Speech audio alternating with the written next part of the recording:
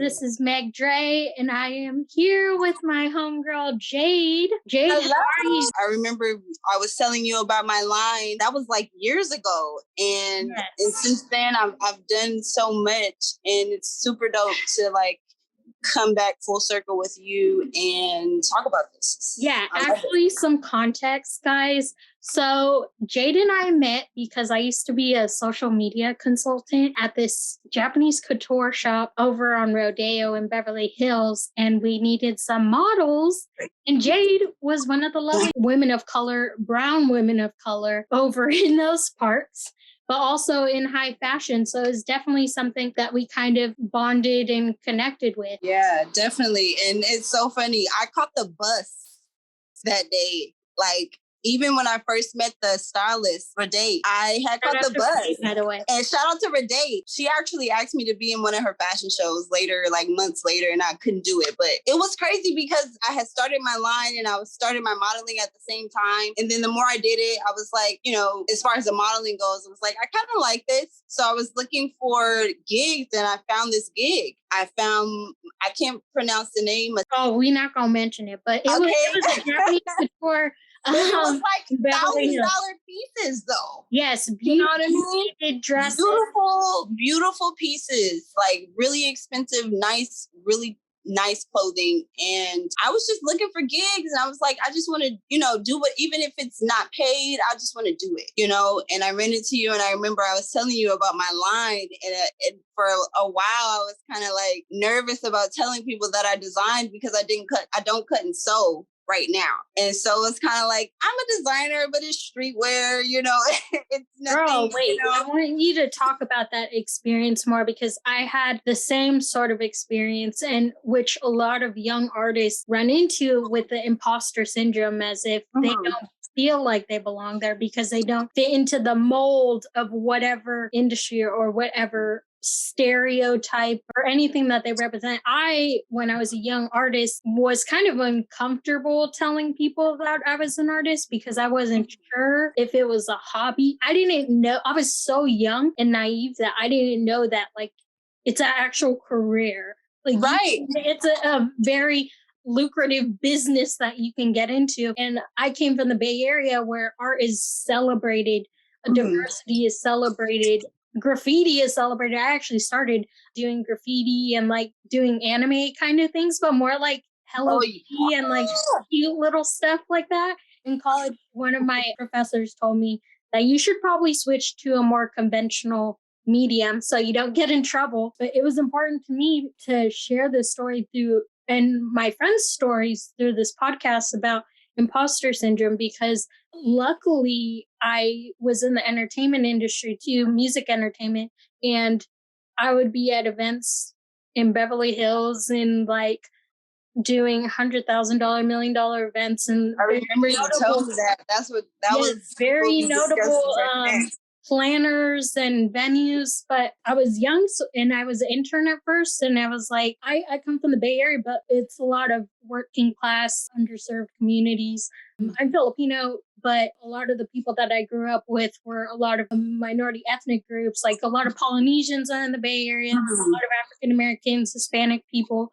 So it was a melting pot, but like everybody hung out with each other, which kind of is different in LA, where people really don't like. There's so many lines. Like it's so many lines, and that's another podcast. But that's another story. But as far as when I joined the entertainment industry and I was going to all these events, I didn't look like these people. I didn't see people that looked like me. Like a lot of them I'm small, I'm like 4'11", so a lot of them were Caucasian, tall, you know, a certain kind of body type, you know. So it was definitely difficult for me to overcome that mental battle, really. Yeah, it is. It's very, very true. It's true now even more. It's funny that you say that because I have conversations with my boyfriend because he's a local rapper and he is an artist, and it's like kind of like as far as the women, everyone looks the same, and there's this specific body type and this specific way you're supposed to look, and it's just kind of like we need to evolve. And I think those are kind of the things that were really important to me. And how did you actually get introduced to the art scene, whether it be music, whether it be fashion, just art in general? Like, how did you know? My mother. So my mother, rest in peace. I lost my mom when I was 16. She taught me, and she's like the reason why I have my fashion sense and why I'm able to like not really care who has an opinion about what I'm wearing. And I started that young because she took me to thrift stores when we were young. She put you on game. She put me on game. And I used to hate thrifting, and I was like, oh, that's gross. Until I got older and I was like, oh my God, now no one else is gonna have this. My mother, I give a lot of reverence to my mom because she is the reason why I love fashion. And I was like bleaching my 7 jeans and cutting up my 7 jeans. And my friends were at school like, what did you do? Like, why did you do that? Shout out to all the moms that encouraged our creative energy and allowed us to harness that and just supported us. Totally understand where you're coming from. I lost my mom in 2017. So it's definitely the people that you grew up around really show that sphere of influence in your life. And you don't realize it at the time because obviously you're a child. You don't realize how long you will carry those values and how it affects you as an adult. Because, with loss, you don't think about it until later when you're like, dang, when I have kids, I'm going to take my kids to the thrift stores like my mom. Very much so. So it's things like that. It comes very much so. Yeah, definitely. So she was the one that really encouraged me to just do what I want as far as like fashion. I went through a lot of different phases after I got out of high school. In high school, I was all about fashion and all about like, I didn't feel right if I didn't cut my shirt or didn't make it a crop or didn't slant it. That I had to have made some type of alter that made it me in order to wear it. And I kind of like, as I grew older, I went through all these phases and I was like, I think I'm going to do this line. Like, I think I want to just start this, see how it goes. I'm going to explode if I don't, because I have all this creative pent up energy that I'm, that's ready to be released. And this was like in 2017 to 2018. I was thinking about this. Catalyst for you when you're like, nah, this is what I want to do? Because most people, well, not most people, a lot of people, they're like stuck in a dead end job and they're like, nah, this ain't it. For me, because I like to do, I'm very like, it's a hobby for me.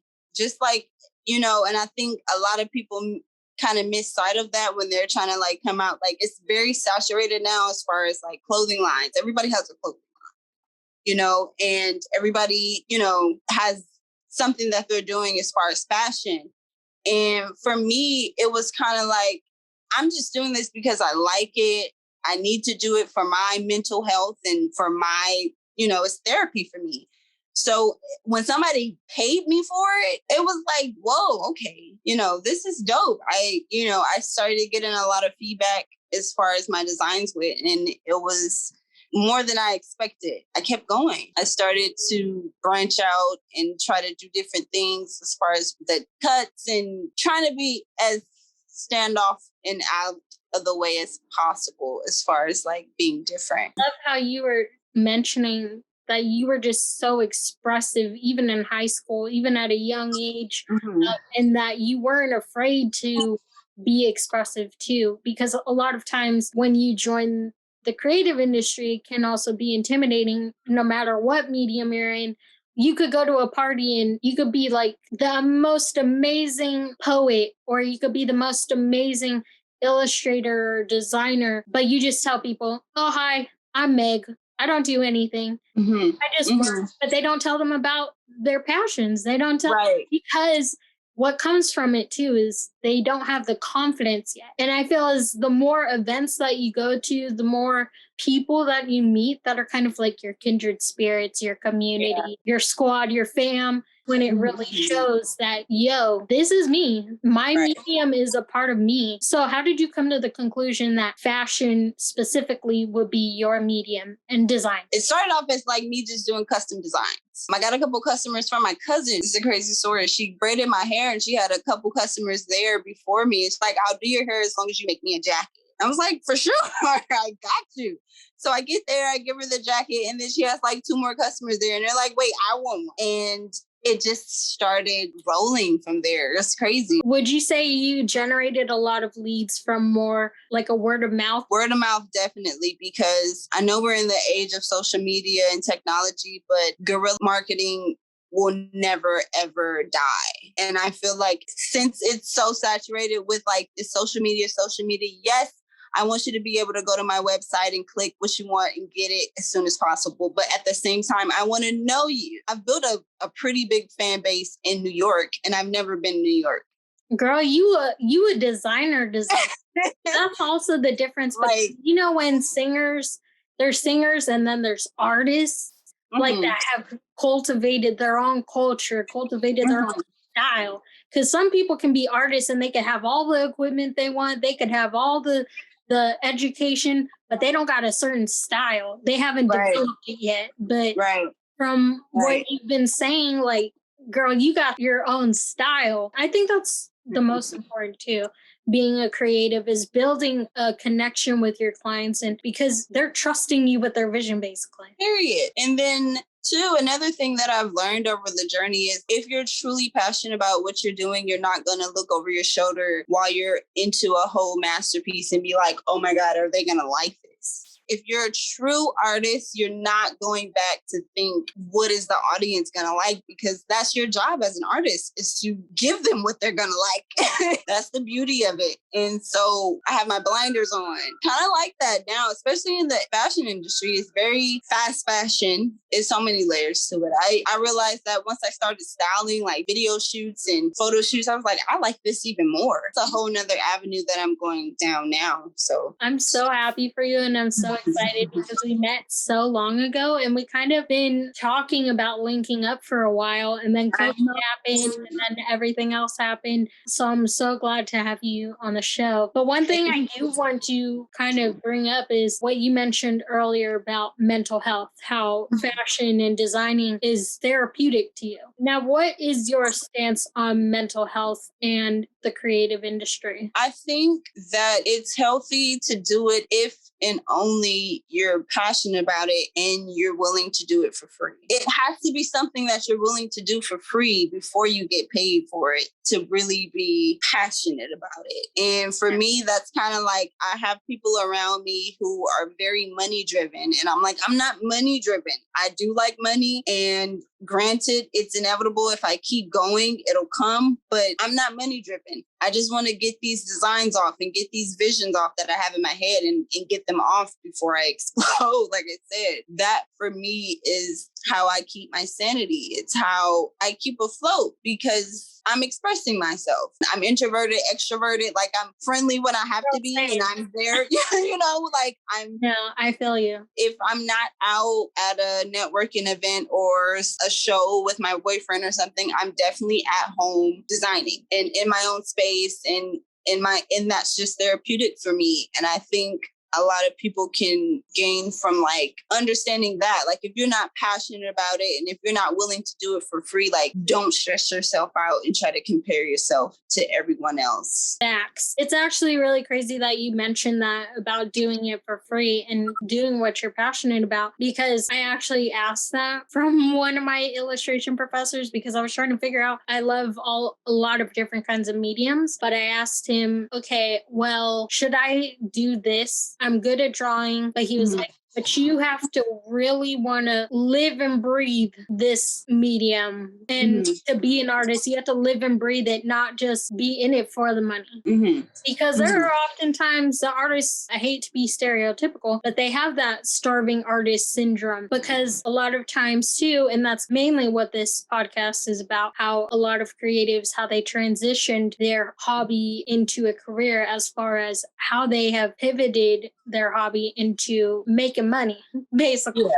Yeah. And keeping that passion alive. I think that another thing too is people suck the fun out of everything because they're so focused on being popular and money. And it's like, you're cooler when you're just doing it. That's kind of why I stopped modeling. Like, I don't really model as much anymore. I did a couple shows and I worked with a couple of different designers, and I kind of realized that I like being in the background and that there are so many more girls that are much more passionate about it than I am. Did it just because everybody was like, you need to model. They've been telling me that and for you're years. tall, Like, so yes. you know. Side note, she killing it as a model, but she doing her passion as a designer, but she kill it as a model too. So hit her at. It's just interesting. That's actually kind of the same thing for me when I was in the music industry, because it got to one point I was like, is this for like vanity? Like what, like what am I doing? I'm not a musician. I don't play instruments. I'm in it because I got into it. There comes to a point you look around the people in your industry and you're like, dang, do I want to become like them? Yeah. Not to be negative, but that's just how my experience. No, very, like very I much had, so. don't get me wrong, I had my fun. Like I had my fun. I am so grateful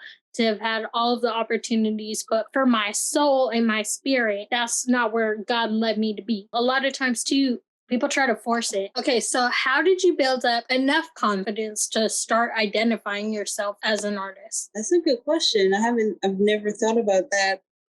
Okay. Thought about it because you've always been confident. Maybe so. It's weird that people think that, because I am like, I have a lot of self-consciousness. I have a lot of insecurities. And like I said, people actually liked what I was doing, and I was just doing it for a hobby starting. And so that gave me a lot of confidence. And it's taking time, but it's growing faster than I'm expecting it to, because it started off as just like, okay, let me just see what sticks. Like, I'm just throwing stuff at the wall and seeing what sticks, because, let me just see. And everything, to my surprise, fortunately, is going pretty well. And that's given me a lot of confidence. My dad gives me a lot of confidence. I love my dad. I'm a daddy's girl. For all daddy's girls out there, I am such a daddy's girl. And a lot of what I do is to make him proud. That's probably not the best thing, but it's understandable. It's like 30, 40, 50% of why I do what I do, because I want to make him proud, and I want to one day give him a life that he deserved, because my parents had me at 19 and he had a basketball scholarship at Stanford University, and his mom told him to come home. Yeah. And like, I always tell that story because my dad was literally going to go to the NBA, but he had me, and he got hurt too, which was like a really bad injury, but he had me, and I don't know which one happened first. But his mom told him to come home, and he came home. And I feel like, ever since then, I feel like I owe him something. And he's really just a really big part of why I do what I do. And he's super supportive and super like, you're living your dream already. And I'm shout out to all the supportive parents out there. Shout out to the supportive parents. Love it. He's super supportive in what I do, and that, my family and my brothers, they're all. So safe to say that is your why. Yeah, that is my why. And it's just so happened that I'm lucky enough to do something that I like doing. I started school to go to culinary school because I love to cook. And I was like, that's something I can make money off of. You just spice some food my way. So actually, both of my parents passed away in 2017. So it's literally just my siblings and I. Crazy story. It was my dad that passed away first, and then my maternal grandfather, my mom's dad. And then my mom passed away. And then in 2019, my grandma passed away, and my best friend. But I think that all of these experiences, when people experience loss and they're creatives and things like that, it really does contribute to your journey as an artist. Yeah. Because you can channel all of these different things, you can really, I feel like you could dig deeper. If you know all of the great artists like Van Gogh, a lot of them suffered mental illness, a lot of health issues. And I think that, yes, a lot of it's fun, a lot of it's happiness, but it's also stems from a lot of pain in their inspiration. Absolutely. I say that I probably create the best stuff when I'm like mad. I create the best stuff when I'm sad, but I love how you mentioned that when you're mad, because it's a stark contrast, like how everybody's different. What is your creative process, by the way? My creative process is sometimes I watch different documentaries. I'm very influenced by everything back in the 90s, a lot of the war stuff, the Cold War, and, why history and why the present is the way it is right now. So I kind of go back and I look at stuff like that. Initially, when I started it, I wanted to do a lot of just different revolutionaries in history. I dedicated myself to just doing a little research on whoever I was going to make a piece on. So, girl, that's why you're politically ink. And then all this stuff happened. So many things to reference from. The culture in the state that we're in right now, there's just always something that triggers me. And I'm like, okay, I want to make something.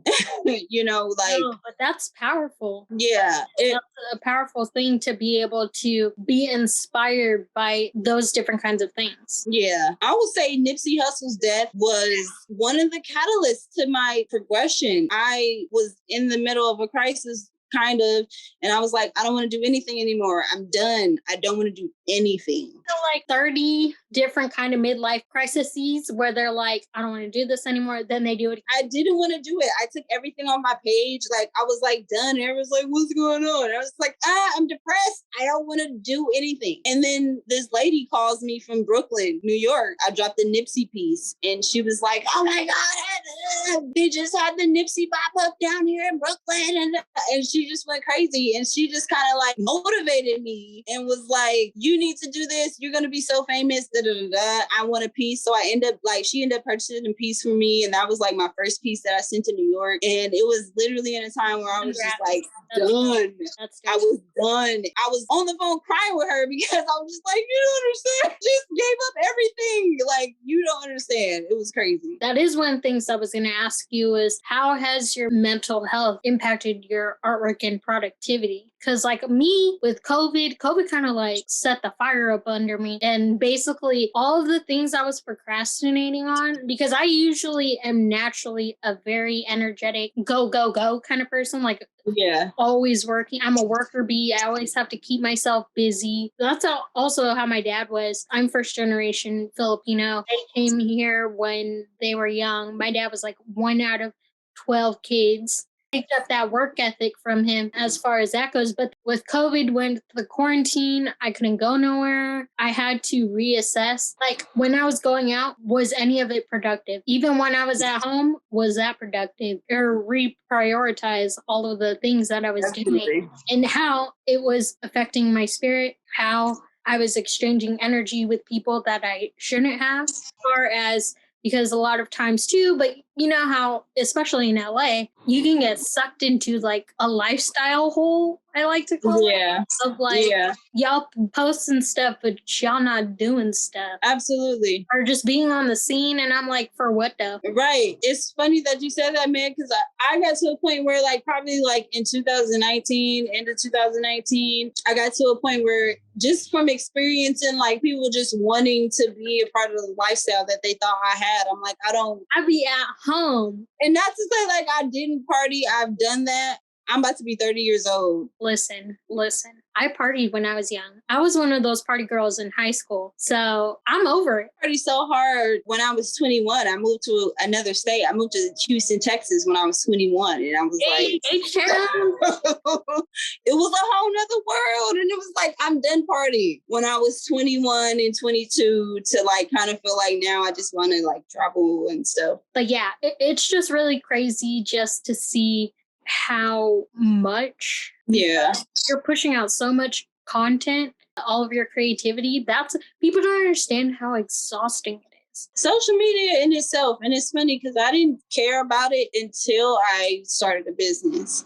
I never cared at all. And so for me now to know that social media is a big part of how people sustain businesses now, and that's a big integral part of how people are successful now. It's okay, I get what I have to do, but it get exhausting. And it's okay, I've done a photo shoot and now you should be reeling off that one photo shoot for a season, but now it's you should be doing another one in the next 2 weeks. And it's kind of that's just insane how the frequency of social media is... It's pressure. When you think about it, it's like situation where people are literally on their phones 24 hours a day. You don't want to be too old school. You got to get with the times. How do you balance your personal life with your business life? Because those are two different things. And you were talking about going to networking events earlier.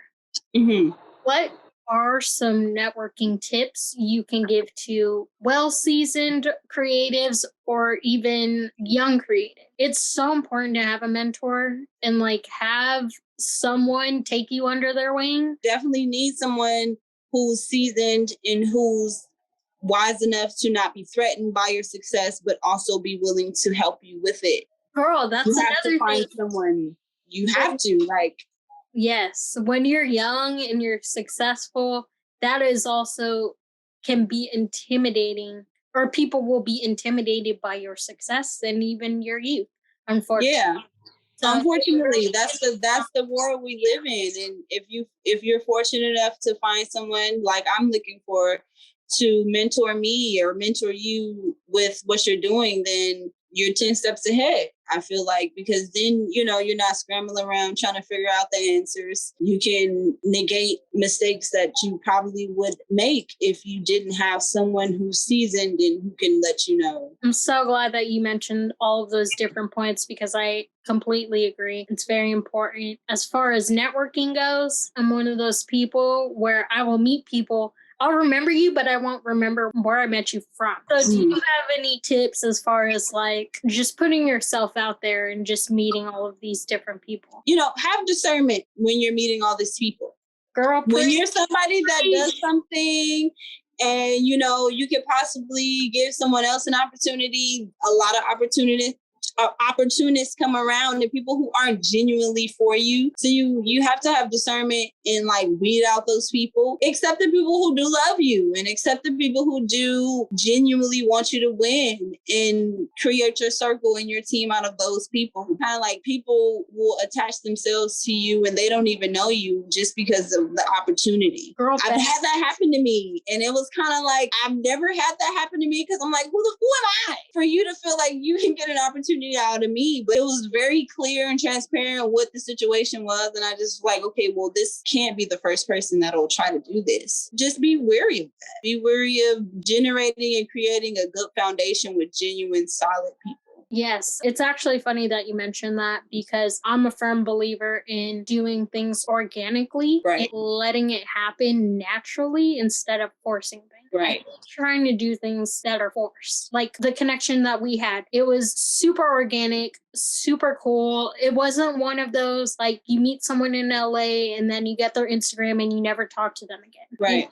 Like we've hit each other up and been like, oh, just checking in, different things like that. And actually supporting each other other than trying to be like, oh yeah, you're on the scene too. Cool. Just being around the people that are basically your people. Yeah. And that takes time. Even if it takes time to like build your little tribe or whatever, it's like the most genuine relationships that I've built have been over time. You and I have known each other since, I don't know, 2017, 2018 or something like that. That's crazy. And we both evolved and we both seen each other and watched each other grow, and that's just genuine. Of course I'm gonna do this. Of course this is amazing. Like that's how it should be, opposed to like everybody is just trying to do what they think is gonna make them popular. And it's like, yes. In conclusion and wrapping things up, one of the things that I wanted to ask you was, so we've talked about how you became an artist, why you became an artist, what kind of mediums you do, but what kind of artist do you want to be in the future? How do you want to impact the community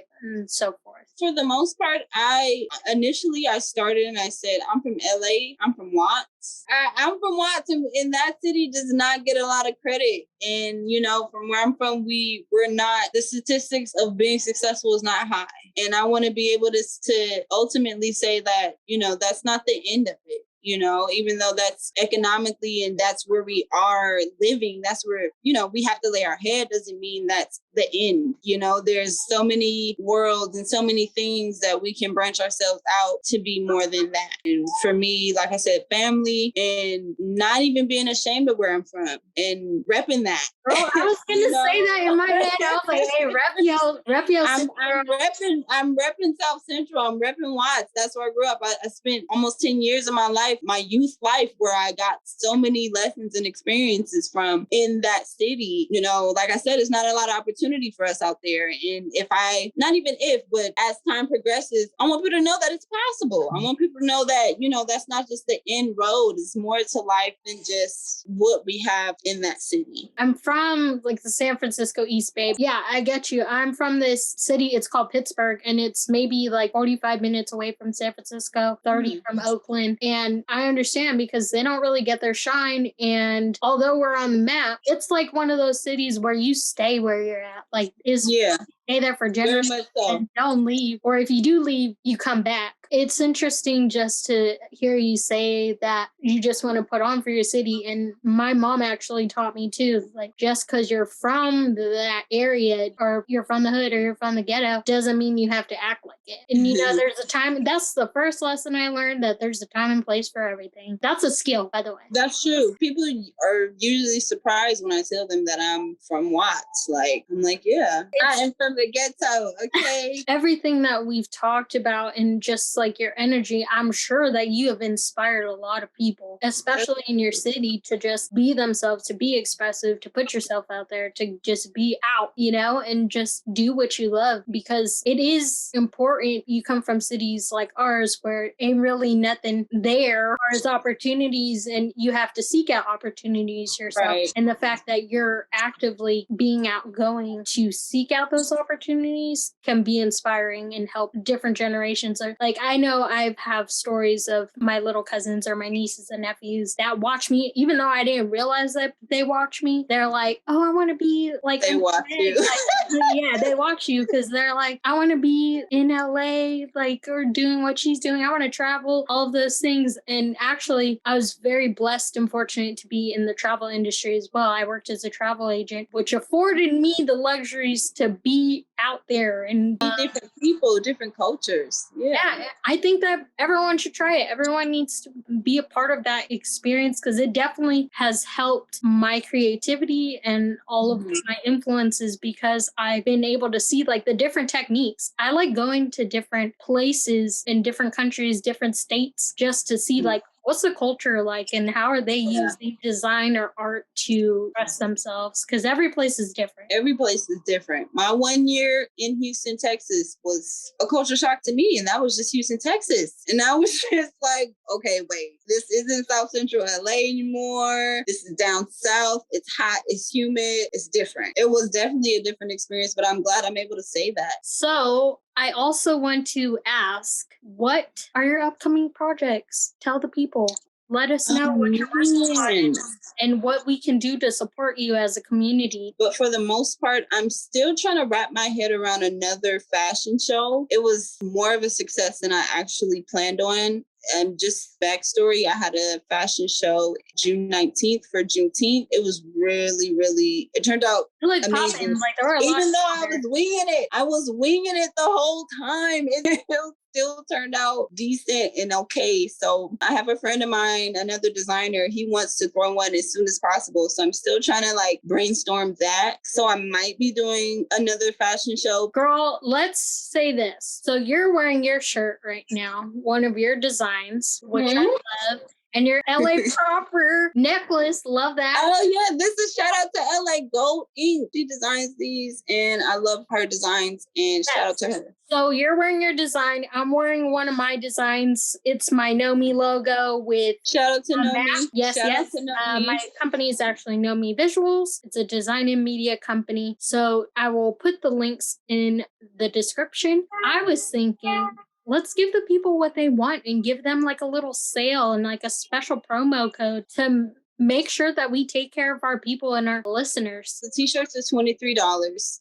You can get these all the time. And then shout out to Noella Bergner. Okay, she is the new Real Housewife on the Orange County season. She reached out to me a couple months ago, and she's representing all people of color designs. Love it. So shout out to her. She has a bunch of pieces from the runway show, but you guys can get that stuff online on my site right now. Where can the people find you? You can find me on Instagram at politically.inc on Instagram, and then And my Point personal above your head. page, is it this one? Right behind you. It's right above your head. That politically.inc. And then the link in my bio is the link to my site, so you can purchase stuff. And that is shoppolitically.inc.com. I need mentors. I need brand ambassadors. If you're a brand ambassador, if you're a mentor, or you know people that are looking for people to mentor mentees, hit her up. Hit my girl Jade up. Let her know. Help her out. Once again, this is Meg Dre on Nomi Chronicles with my homegirl Jade at Politically Inc. Politically.inc. If you're looking at Instagram. I'm so grateful and so happy that we got to do this. I'm so excited for all of your future projects. I can't wait to see your next runway show. And I want all of you listeners, subscribers, all my people and followers to go hit up her website, buy out her shop, share. Yes, and you can also follow me at It's Meg Dre on Twitter, on Instagram. On Instagram, we have at Nomi Chronicles. And yes, please subscribe to all of our different platforms, and we will link everything also in the description.